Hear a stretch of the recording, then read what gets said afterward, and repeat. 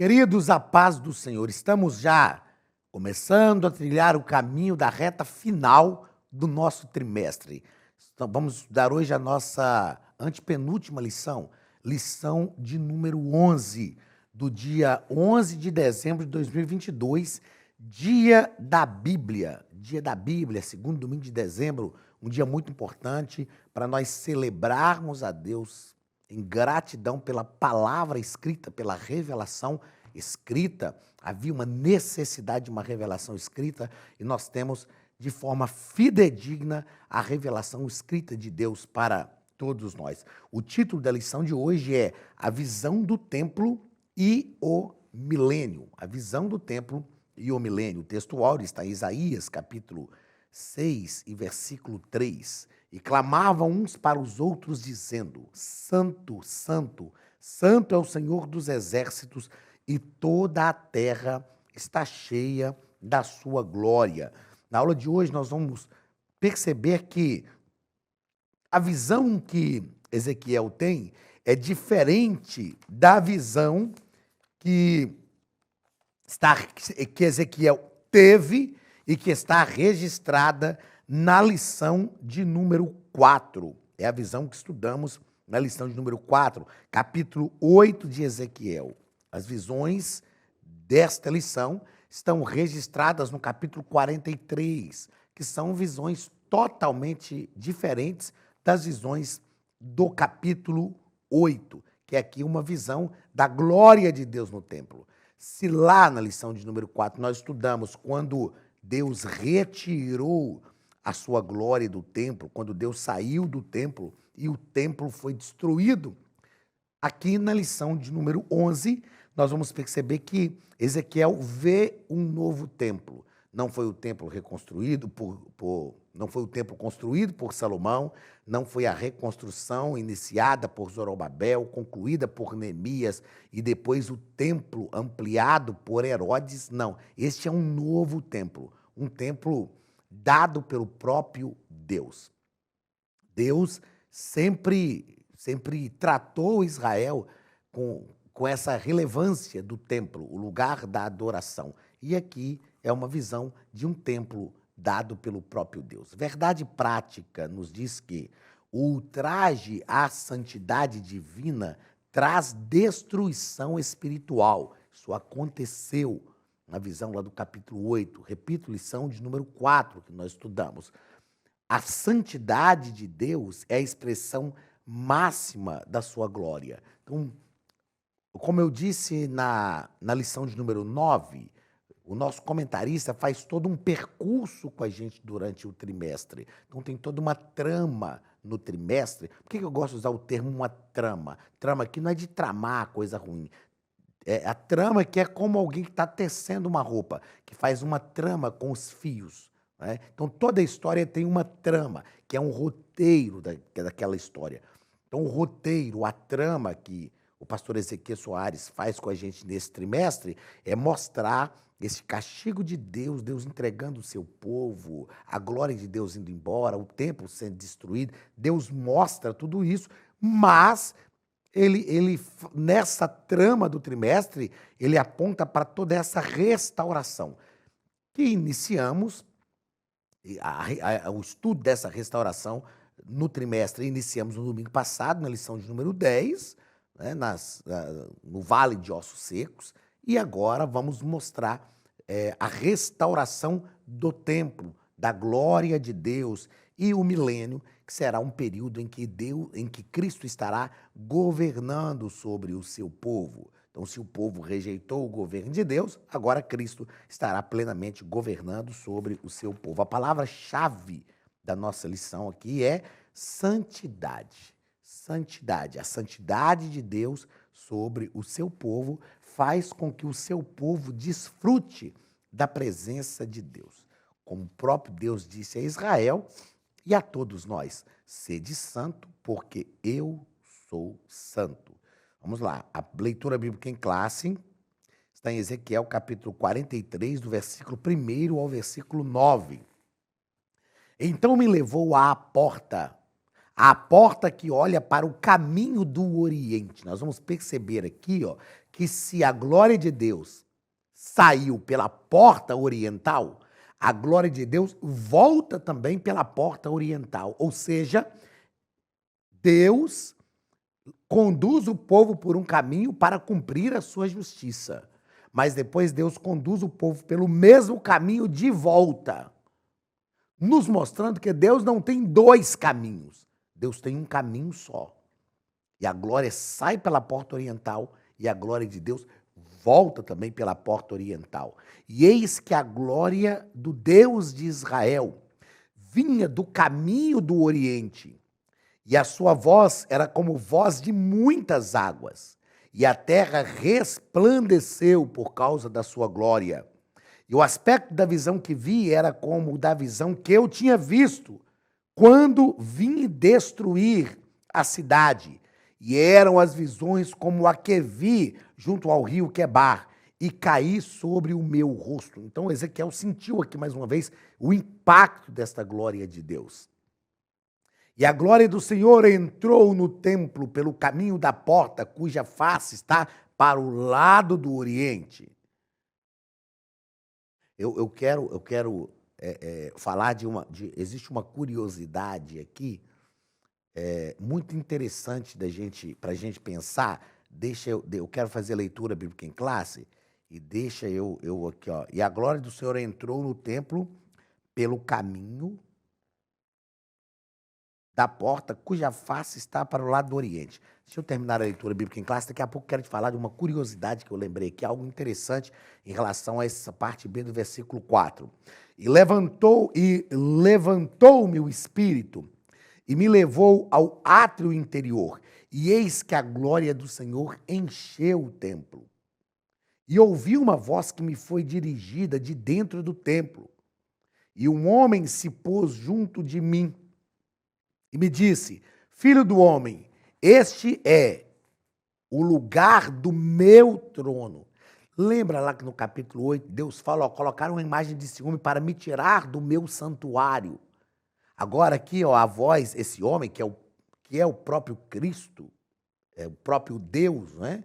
De novo dizendo: este é o meu trono e o lugar das plantas dos meus pés, onde habitarei no meio dos filhos de Israel para sempre.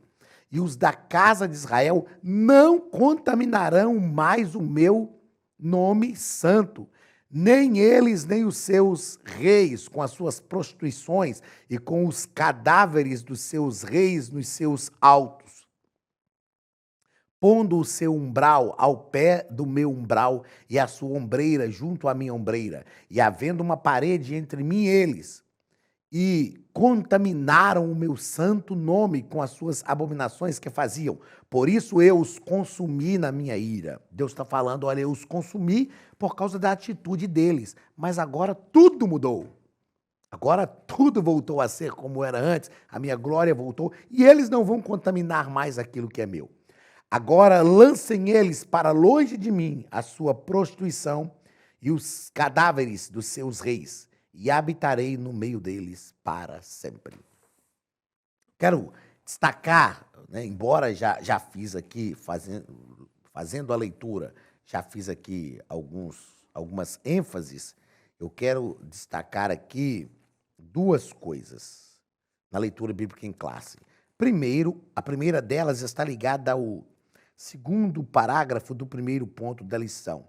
As 3 observações importantes.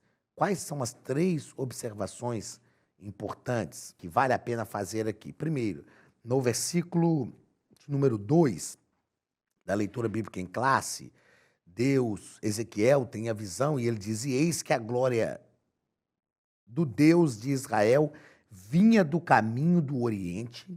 Então, primeiro, aliás, deixa eu fazer aqui, ó.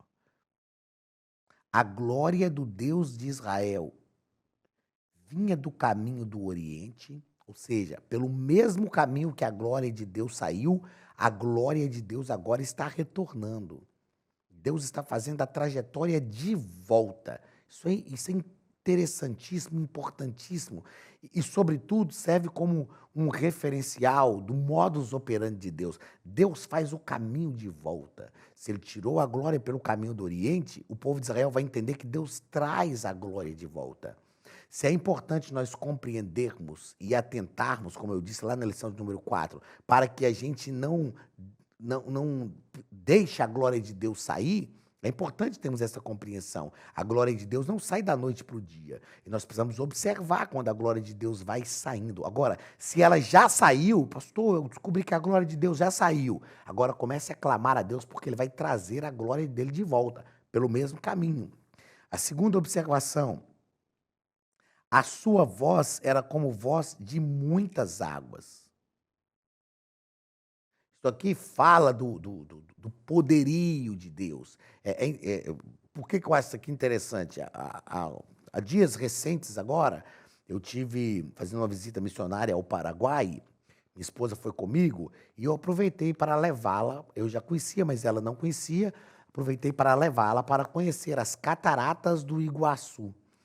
E quando a gente chega nas cataratas do Iguaçu, lá no Paraná, em Foz do Iguaçu, na divisa já com o Paraguai, irmãos, é um barulho, é muita água descendo. E quando a gente visita no ponto mais próximo das cataratas, que tem uns decks assim construídos, né, de cimento, e a gente vai, é um barulho ensurdecedor, aquele barulho das águas, aquele barulhão o tempo inteiro. Eu falei com a minha esposa, falei, meu bem, esse barulho aqui, 24 horas por dia, 365 dias no ano. Quando Ezequiel tem essa visão e fala, a voz do Senhor era como barulho, era a voz de muitas águas, é um barulho assim contínuo. E aquele barulho envolve a mente da gente, os ouvidos, envolve a gente. E é algo magnífico. Ele está fazendo este retrato, está descrevendo isso para Israel compreender. E a terceira observação importante aqui é que a terra resplandeceu por causa da sua glória. Então perceba que a glória de Deus volta pelo caminho do Oriente e ela volta para o templo, para encher o templo. Mas toda a terra resplandece por causa da glória de Deus. E isso faz lembrar a visão do profeta Isaías, né? No capítulo 6, quando ele fala, e toda a terra estava cheia da sua glória. Outra coisa importante que eu penso para nós destacarmos aqui na leitura bíblica em classe, como eu disse no capítulo 4, Ezequiel diz que a glória do Senhor entrou no templo pelo caminho da porta cuja face está para o lado oriental. Eu estive em Israel e quando a gente está no Monte das Oliveiras, a gente olha para a cidade, o Monte das Oliveiras está do lado de fora da cidade, aí do Monte das Oliveiras, olhando para a cidade, tem um vale embaixo, que é o vale, aliás, abaixo aliás, no mirante do Monte das Oliveiras, para ser mais específico. A gente fica no mirante do Monte das Oliveiras, que fica no alto. Abaixo, no mirante do Monte das Oliveiras, tem um cemitério de autoridades judaicas, autoridades judias, né? Abaixo tem o Jardim das Oliveiras, e à frente tem o Vale de Cedron, e aí do outro Vale de Cedron, subindo já para a cidade, para o muro da cidade, tem um cemitério, o cemitério das autoridades islâmicas, e tem a porta oriental, que fica de frente para o jardim do Getsemane. Jardim das Oliveiras, Jardim do Getsemane. E aí essa porta oriental está concretada.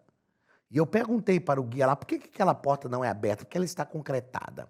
E ele me explicou algumas coisas. Primeiro, o cemitério que tem ali no Monte das Oliveiras, o cemitério judaico, é de grandes autoridades. israelenses, né? Porque eles acreditam, e é uma verdade, e quando o Messias vier, quando Jesus vier, ele vai descer no Monte das Oliveiras. Então os judeus acreditam que aqueles que estiverem sepultados ali irão ressuscitar primeiro, aqueles judeus irão ressuscitar primeiro.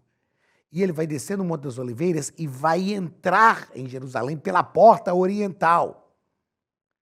E então os muçulmanos, né, que hoje tomam conta daquela parte da cidade, tem a mesquita de Omar construída, tudo indica no lugar que era o templo, eles colocaram o cemitério das autoridades muçulmanas ali, e a expectativa deles é que aquelas autoridades muçulmanas ali sepultadas irão impedir a entrada do Messias pela porta oriental.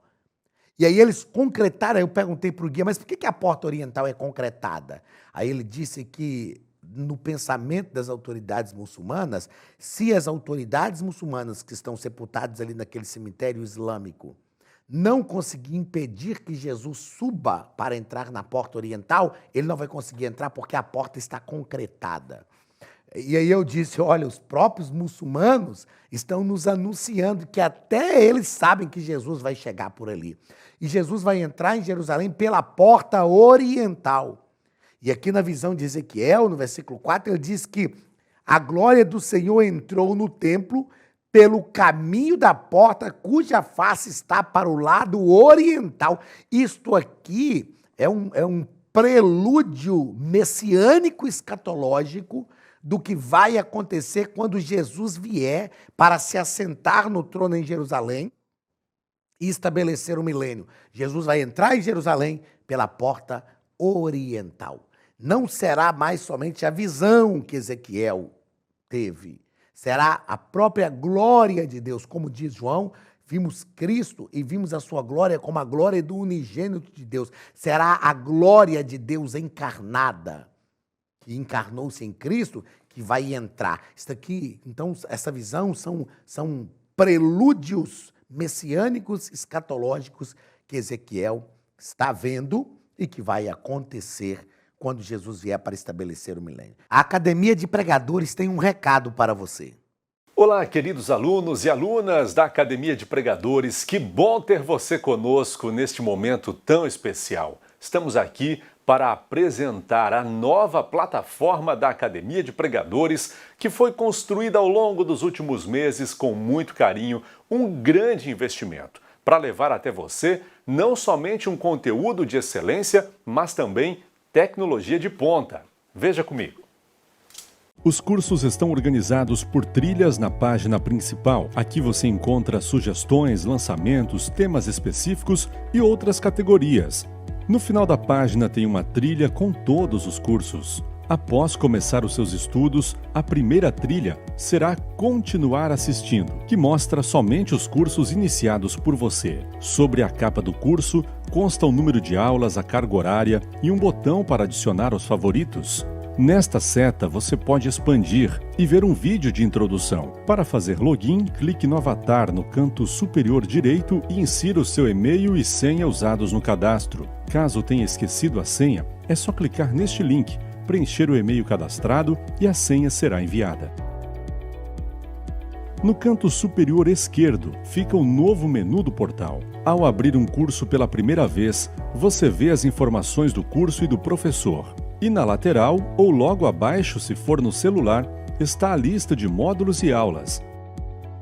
Algumas aulas iniciais podem ser grátis e qualquer pessoa que fizer um cadastro rápido pode assistir. Após se matricular, aqui você vê as aulas concluídas, aulas liberadas ou agendadas. Você pode adicionar os favoritos, dar uma nota ao curso e acompanhar o seu progresso. E se você sair do curso e retornar depois, o sistema vai abrir exatamente a última aula assistida. Se estiver no computador, use esta seta para ampliar a tela. Logo abaixo da videoaula você encontra os links para baixar anexos, como áudio e apostilas. E neste campo em branco, pode fazer as suas anotações enquanto assiste. Depois é só imprimir ou salvar. Quando terminar o curso, clique no botão Emitir meu certificado e ele será gerado automaticamente no mesmo instante e sem custo. Clicando no avatar, você tem acesso ao seu perfil e histórico de pagamento. Em Meus Cartões, pode adicionar um novo cartão de crédito para fazer o pagamento do seu plano. Se você já era nosso aluno e seu cartão não aparece aqui, adicione um cartão na nova plataforma. Então aproveite as novidades e clique em Assine Agora. Escolha um dos planos. Venha para a Academia de Pregadores, a maior escola bíblica online do Brasil.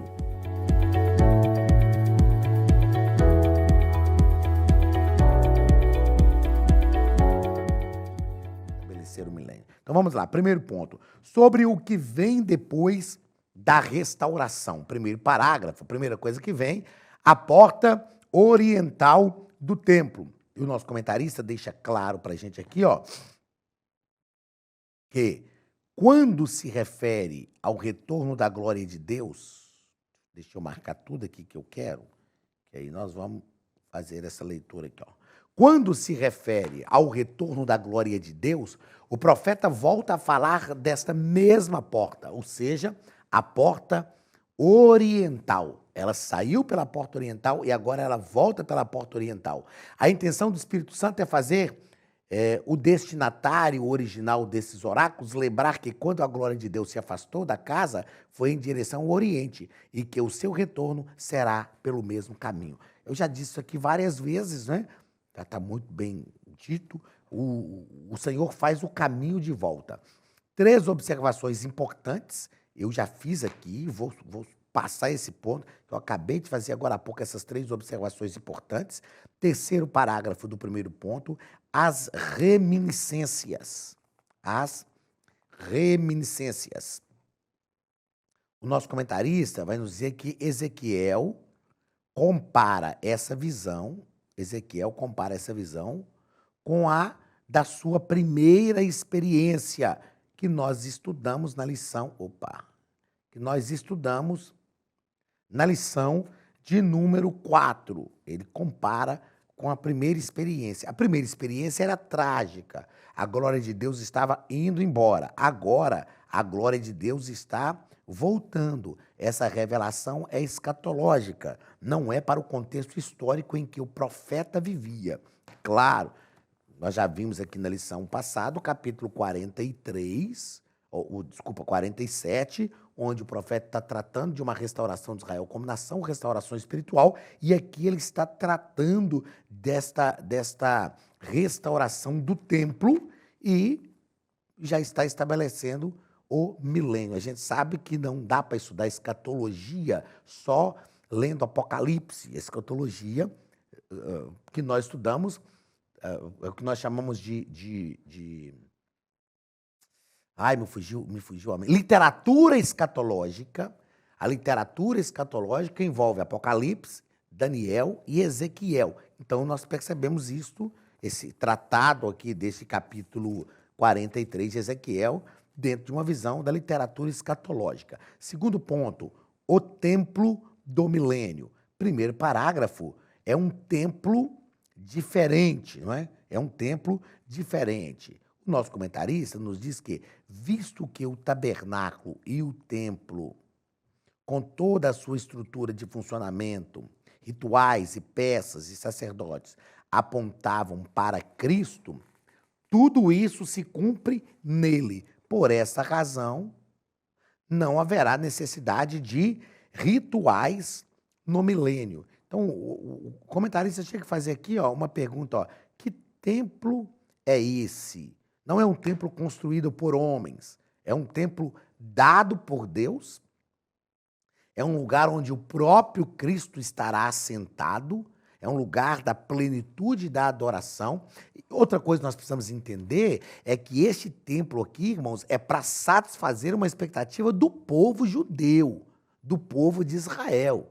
É algo que está ligado lá ao templo de Salomão, a expectativa de Davi de construir uma casa para Deus, e o templo de Salomão foi destruído, depois foi reconstruído um templo, depois do retorno da Babilônia, que muitos judeus diziam, não é como o templo de Salomão, Ageu profetiza, a glória da segunda casa será maior do que a da primeira. Este templo reconstruído foi ampliado por Herodes. Então perceba que todo esse trabalhar histórico de Deus com Israel, o templo está sempre ligado. Então, por que a necessidade desse novo templo agora? Para satisfazer essa expectativa dos judeus. Eu já disse aqui, na aula passada, que o período da grande tribulação é um tratamento de Deus com o judeu. E então, Deus vai restabelecer todas essas coisas que são importantes para o judeu. Deus não, o templo não é fundamental na adoração. Jesus diz isso em João capítulo 4, para aquela mulher samaritana. Mas esse templo está ligado a um trabalhar de Deus com o povo judeu. Segundo parágrafo, uma expectativa diferente, ou uma dispensação diferente, não é? O milênio será uma dispensação diferente, e o nosso comentarista nos põe no finalzinho aqui, ó, que a era messiânica será marcada pela presença real e literal de Cristo. Será uma dispensação diferente. Será o reinado de Cristo. Cristo veio e estabeleceu o reino de Deus. A Bíblia diz que João, o Batista, apareceu no deserto da Judéia, vestindo pele de animais, comendo gafanhotos e mel silvestre, e ele dizia: arrependei-vos, porque é chegado o reino de Deus. Então, nós já vivemos o reino de Deus. Agora, nessa nova dispensação, que é a dispensação milenial, é o reinado de Cristo, não somente o reino de Deus. Então, é uma dispensação diferente. Terceiro parágrafo desse segundo ponto, um ritual diferente. Sem a arca da aliança, naqueles dias, diz o Senhor, nunca mais se dirá a arca do concerto do Senhor. Perceba que sem a arca da aliança vai ser um ritual diferente. A arca da aliança, ela se perdeu no tempo, não é? Com a restauração, ela estava no templo de Salomão, depois com a restauração do templo, a arca da aliança não aparece mais, ela não aparece no templo de Ezequiel, e nem mesmo no templo de Zorobabel, ela aparece pela última vez na Bíblia no reinado do rei Josias, então ela se perde, e a arca da aliança era um símbolo da presença de Deus no meio do povo. Então, tudo aqui é um ritual diferente. Aí você me pergunta, mas por que a arca da aliança não estará mais lá, nesse templo do milênio? Porque a arca da aliança é um símbolo da presença de Deus no meio do povo. Ah, mas ela não vai estar lá? Não, porque não precisa mais de símbolo. O próprio Deus estará presente no meio do povo. O próprio Cristo estará ali. Então não haverá mais essa necessidade da arca da aliança. Uma preocupação existe aqui, porque Ezequiel vê sacrifícios que são feitos. E se nós estamos falando que a arca da aliança não estará lá, o próprio Cristo estará presente, e em Cristo se cumpriu todos os sacrifícios da velha aliança. Então existe aqui uma preocupação. Como explicar estes sacrifícios? Existem algumas argumentações em relação a esses sacrifícios. Como diz o nosso comentarista, existem diversas explicações para os sacrifícios. Vamos lá, deixa eu marcar isso tudo aqui. Existem diversas explicações para os sacrifícios do milênio em Ezequiel. Uma delas, e a principal, considera o sacrifício como literal. Então, mas hoje a gente não oferece mais animais, e isso vai acontecer no milênio. Existem textos na Bíblia que a gente não tem como elucidá-los totalmente, mas essa é uma interpretação e é a interpretação principal. Ela considera o sacrifício literal, lá no milênio, como uma memória do sacrifício de Cristo.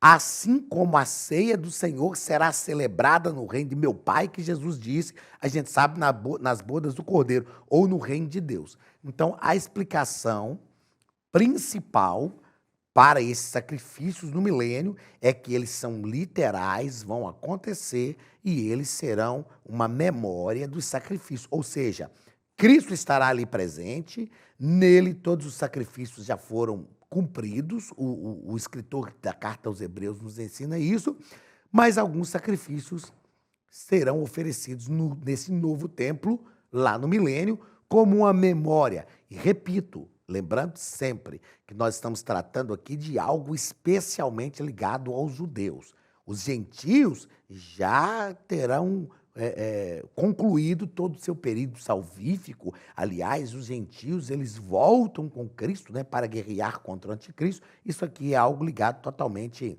à história judaica. Terceiro ponto e último ponto da lição: santidade e glória. Primeiro parágrafo: a glória de Deus volta ao templo. Falamos disso aqui já diversas vezes, mas só para frisar mais uma vez, o retorno da glória do Senhor significa a volta da presença de Deus no meio do seu povo. Então, lá no capítulo 8, Deus sai do templo, a glória de Deus sai, o templo é destruído. Aqui Deus dá um novo templo, a glória de Deus volta e Deus está presente novamente no meio do seu povo. Segundo parágrafo: a identidade do guia celestial.